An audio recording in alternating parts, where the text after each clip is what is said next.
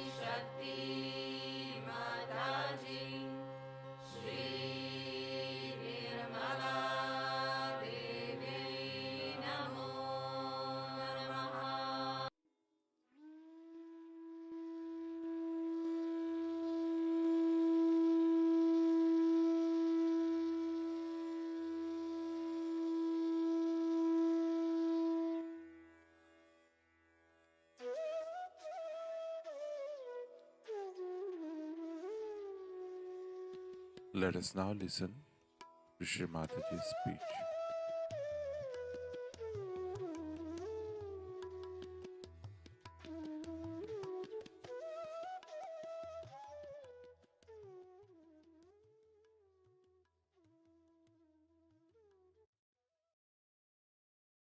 Kali Puja. Now we must understand the Mahakali is in totality is the reflection of Adishakti in totality. Or we can call it that Adishakti is in charge. She is managing all these three powers, but her manifestation in totality is Mahakali, in the sense that it is the desire of God Almighty. So first, she is Adi Shakti in charge of all the three powers. And that's why we can say that when she is in a potential stage, she is Mahakali. And then she divides herself into two other forces as Mahasaraswati and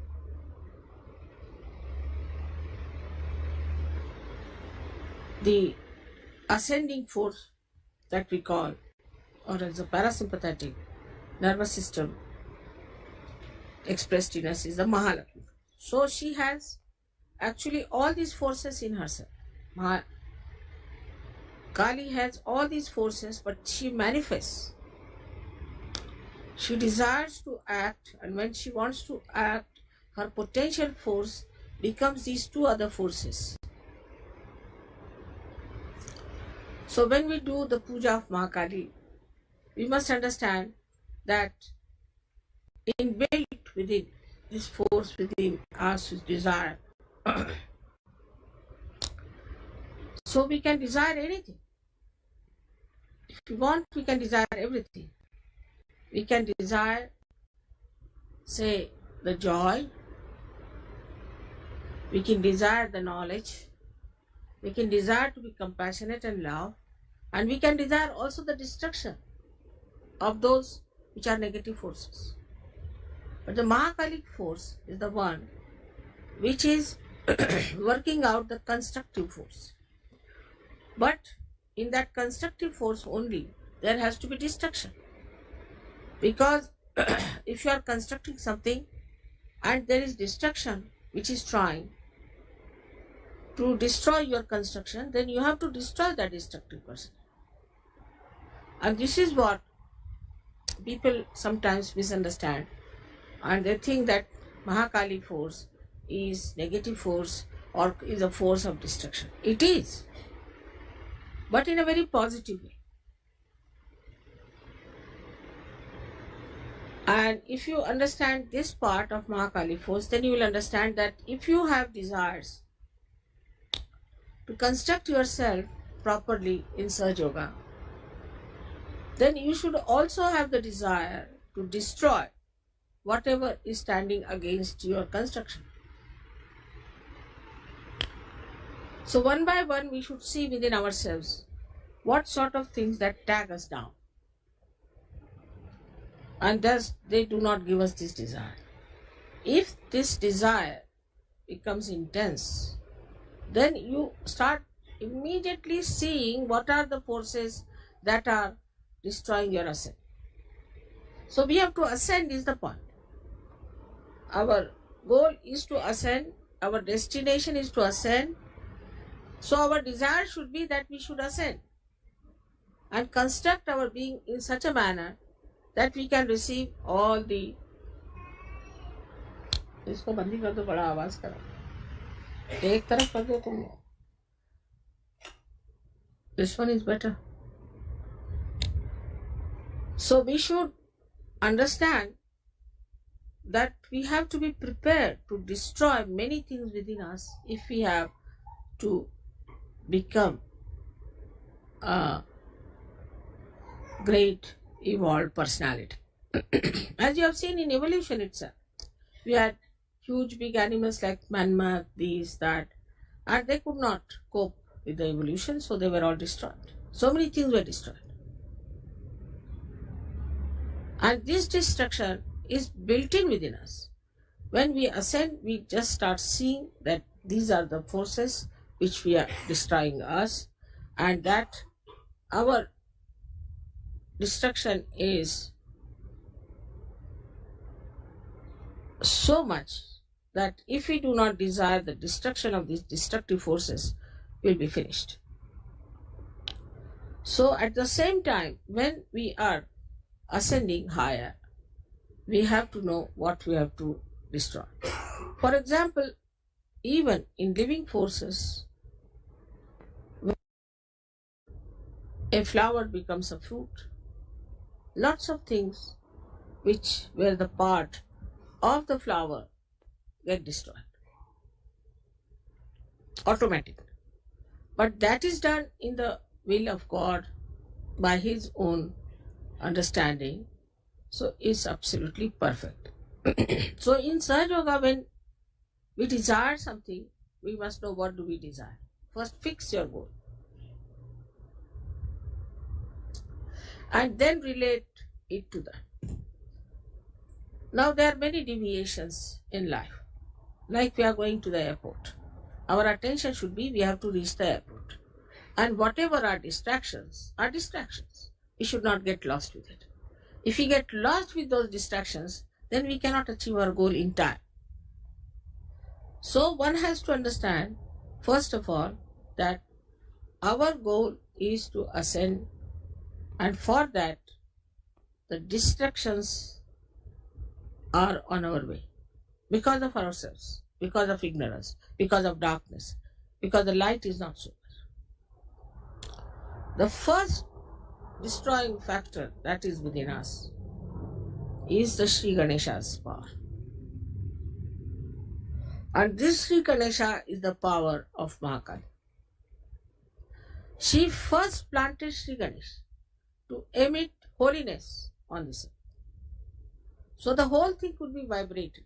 And as you know, one aspect of Sri Ganesh is also Omkar, means this vibratory awareness which flows everywhere.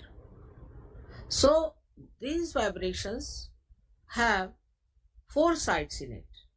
One is that these vibrations establish holiness, auspiciousness through Mahakali. Then these same vibrations also comfort us through Mahakali. Vibrations do not give you desires as such, if you see. They do not give you desires, but they give you proof of your desires being fulfilled. Supposing you want somebody to be cured, this is your desire, and you give vibrations to that person, so it's a means.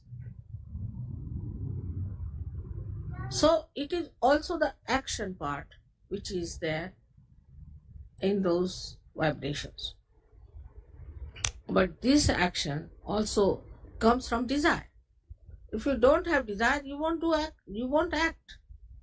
So the desire is so important even to establish your own path, to establish your forward march. If your desire is poor, if you are half-hearted, you can't work it out. Half-hearted people cannot achieve anything in surgery. It's not meant for half-hearted people.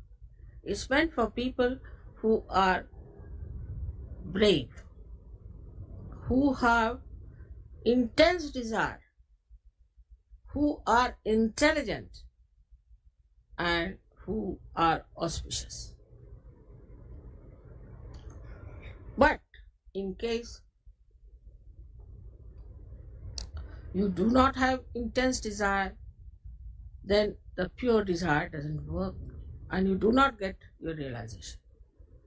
Also, after getting realization, unless and until you have desire to ascend, very strong, intense desire to ascend, you cannot ascend.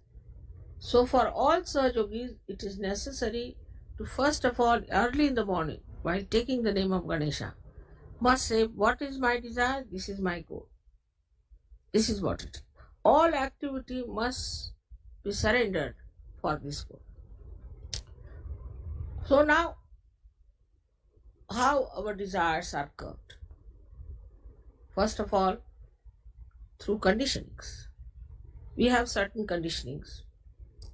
After Sahaja Yoga, people become very affectionate.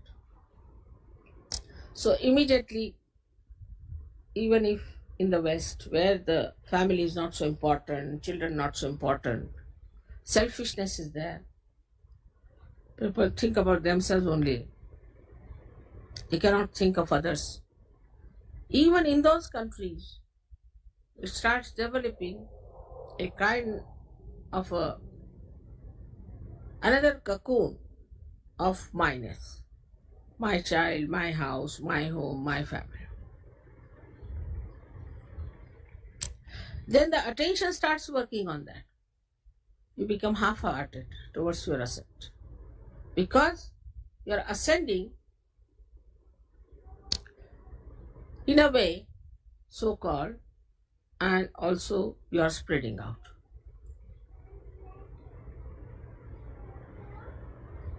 Then the concern goes to other conditionings we have. Like the other day I met one fellow, he said that, "Mother, I am a Sajogi, I know, but I can't get over the idea of Christ." I said, "Who has asked you to get over idea of Christ? Christ is there in Sajoga very much. But understand it in its own comprehensive way and see for yourself." But this conditioning is of thoughts. Supposing if you have read too many books, if you have gone through, supposing you are a born Hindu or a born Christian or a born Jew or anything, so the conditioning is there. You were born as a human being. You got this stamp later on that you are a Hindu or a Christian or anything. These stamps you did not carry when you were born. Supposing the child was lost, he could be any religion. So these are not really your innate religions. This is just a stamp you have got it, like Christian or anything. Then you have another conditioning that you belong to this nation, that nation, like we have America, this, that. But still these are stamps. You were born in America, that's why you're in America. Anybody who is born in America is not different from anybody else. Only thing, according to the climate of a particular place, you might have your complexion, your height, your face and all that. But that doesn't mean that innately this is meant for America. It could be anywhere. Then all these conditionings within us start acting on our language, on our styles, on our lives, in every way. Then we start becoming Americans. So these are the effects of the outside that come in us. And then we say, we the Americans. But if you scratch them, inside, body is the same, heart is the same, the blood is the same, everything is the same. There's nothing different. It's even not skin deep. But in the brain, it has gone that I am an American. Then all the things that are in that society, for example, in America, many things are allowed. So that's all right. In India, many things are allowed. That's all right. Like that, we start accepting the society, the norms of the society, and the conditioning starts. But with all that, this desire is there, the pure desire to ascend. I think you put these lights little ahead because there's a paper there, and with my force, the light is going behind. No, not that one, please. Because they're facing that fan.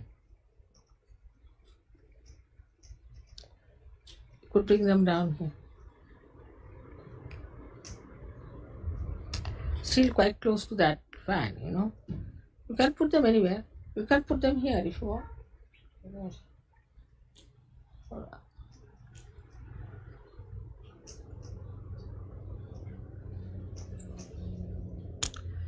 You see, because the air is blowing that way and they are all going that way.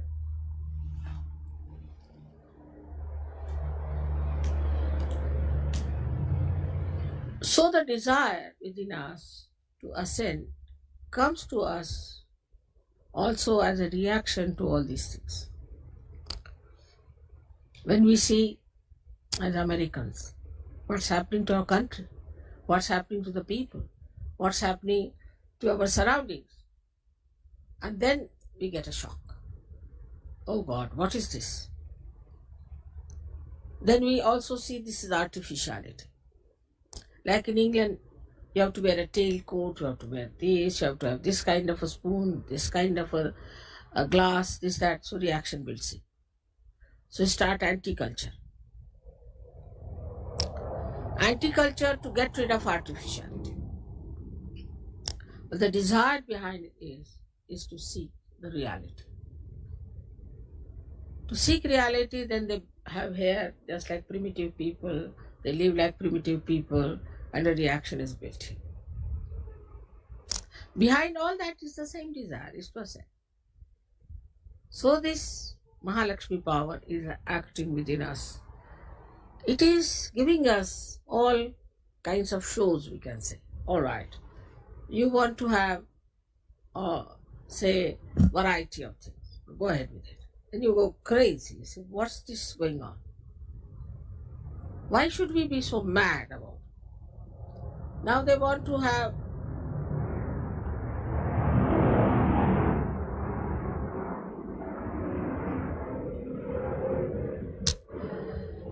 you want to have, say, your children, your home, your houses. Then you just get fed up with it. Because children become arrogant, they become horrid, they trouble you. Then you say, oh God, I'll never have any children anymore. Then you have wives, and you find wives horrible and husbands horrible. Then you divorce. You go on divorcing, and then you find it's useless. Doesn't work out. Nothing seems to work out. You feel so frustrated. And that action and reaction works on your desires. So your desires go on changing. Especially when we are wanting to be affluent. People become affluent and then they find the problems of affluence. So a reaction is built in. Those who witness those problems of the rich, they don't want to be that rich. Nothing doing. So in every way, the desire to achieve things works out. Like some people want to have power, they go into politics, fight it, get it done, and done forever. So, lives after lives, it goes on. Then you are born in modern times. When I am here, and now your only strong desire is to become the spirit. I hope it is. So now all these back things are to be crossed over. They are finished. Now what should we do for our realization? What action we should take? The first action is to develop your Mahakali power. By one power, you destroy all that is nonsensical. Destroy all that is impeding you, troubling you, blocking you. Destroy all that. Just I don't want it.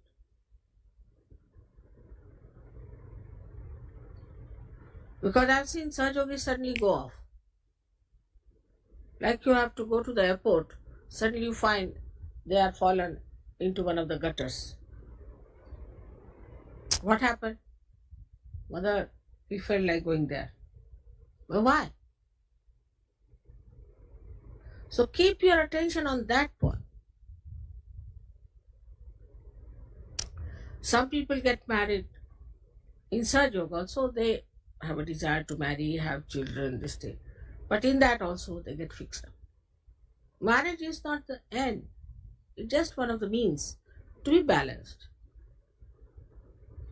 So we have to have desire that we have to achieve something. So go on destroying all that is within us. Within us there are 6 enemies, as they say. Is anger, then greed, jealousies, violence. All these are within us. So we have to destroy these 6 enemies.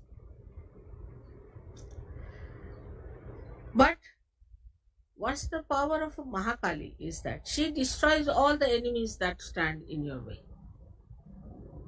All the Rakshasas, all the devils, all the negative forces she tries to destroy so that your path should be alright.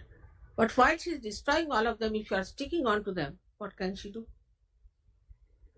So your desire should be pure, and that you should say that alright, we want to achieve that, and she is working it out for you.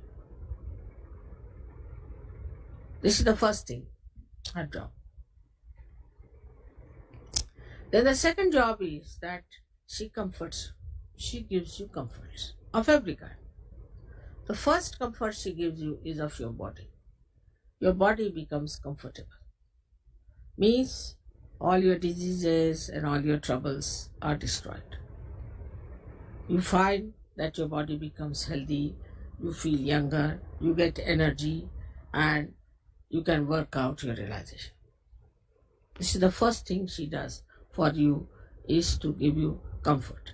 Then she also gives you comfort of the spirit, so that you do not ask for artificial comforts. You can live anywhere. You can live in a jungle, you are comfortable. If you live in the most busiest place, you are comfortable. So you are comfortable everywhere, and that sort of a comfort she can establish within you. Then the highest of all her boon is that she gives you the joy. Joy of every kind. Joy that emits from everything, from everyone. So that is the highest you get when you keep your desire, the flame of your desire burning, till you reach that state of spiritual attainment. Then you find that no more desire is left, but only one, if it is any, that let the whole world be realized. Like a drunkard, you see, he wants to enjoy his drinking with others, like that you become. You are drunk in your joy, and why not others enjoy? So you work for it. But human beings, I have seen, they move like a yo-yo. They achieve their spiritual attainment, they have the joy, and then they go back to help people, they get caught up in it. They're not strong enough. Because the Mahakali power is not strong. And another is the weakness of the Muladhara. Weakness of the Muladhara makes you imbalanced. And in that imbalance, you lose your way. So one has to be very careful that our Muladhara must be fixed properly. There are so many ways by which you can fix up your Muladhara. And you must fix up your Muladhara first. Then your desire absolutely moves like a kite moves in the sky, stuck to Muladhara. And you can move into any direction, to any height, wherever you go. You are quite in charge. You know how you are moving. It can bind your attention, everything. So what we say that the roots are very important first to be established for the growth of your desire upward like a tree. So they go hand in hand. Mahakali power and Ganesha's power go hand in hand, because that's the foundation. If it is based on that foundation, desires go much stronger and stronger and effective, and they do not deviate. Every sort of desire is fulfilled till you reach that state where there's no other desire left but to enjoy. You just enjoy without any desire. Desirelessly you enjoy. And that state is to be enjoyed. Just to be enjoyed. What is there to talk about it? What is there to say about it? You just are lost in the ocean of enjoyment. And that should happen everywhere. And that's what you are questioning. So now I hope you have 108 names of Mahakali. And if you have the 108 names of Mahakali, you will see one by one that her these stages of her working out for you, how manifest that you can see in those names. So now first we'll have one Atharvashish, and then we can have these 108 names. Come on.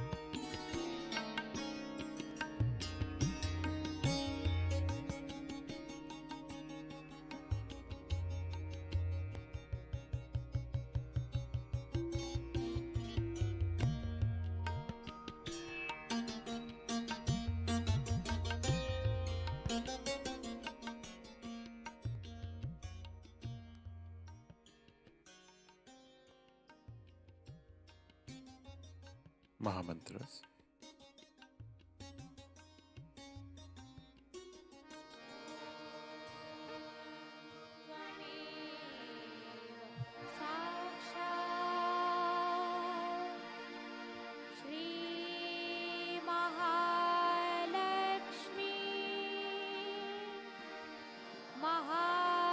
Mahasaraswati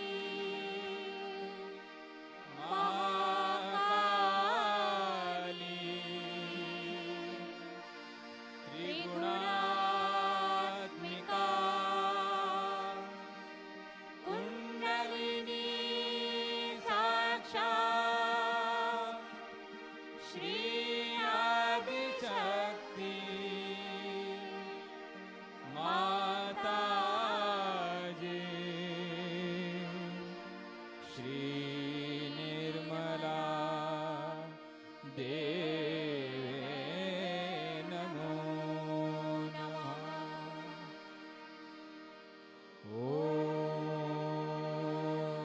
त्वमेव साक्षात्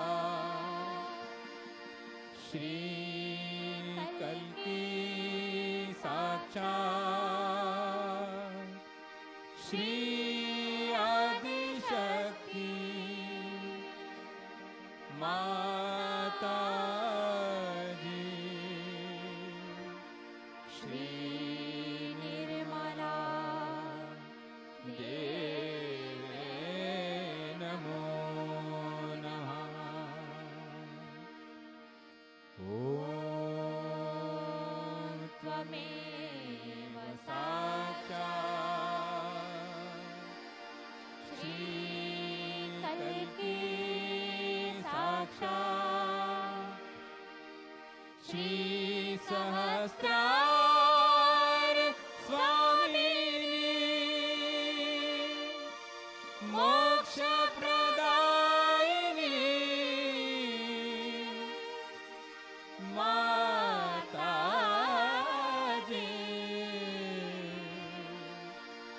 श्री निर्मला देवे नमो नमः। श्री निर्मला देवे नमो नमः। श्री निर्मला देवे नमो नमः।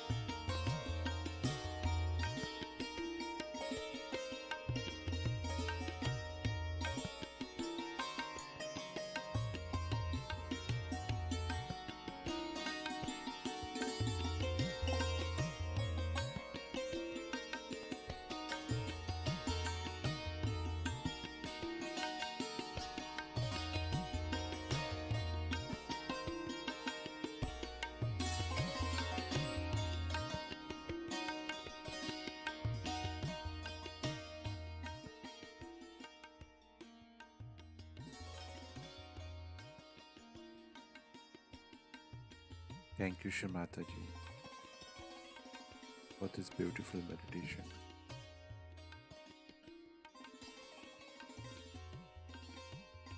Let us all bow down to Shri Mataji, raise our Mother Kundalini and put Bandhan.